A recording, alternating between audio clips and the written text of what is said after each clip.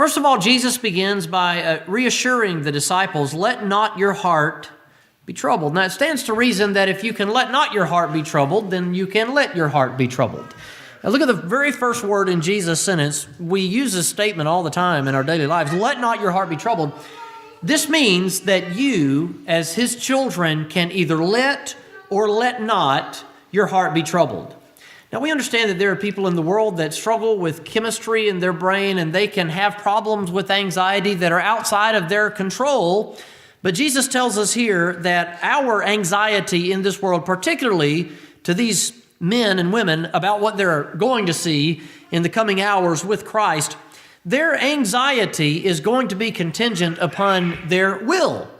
Let not your heart be troubled. They could be troubled or they could not be troubled based upon taking the initiative to control their emotions.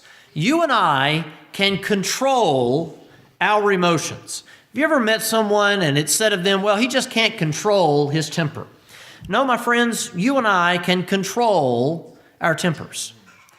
And when we fly off the handle and yell and scream and say things that we shouldn't say, never, ever make the excuse, well, I just can't control myself. Yes, sir, you most certainly can control yourself.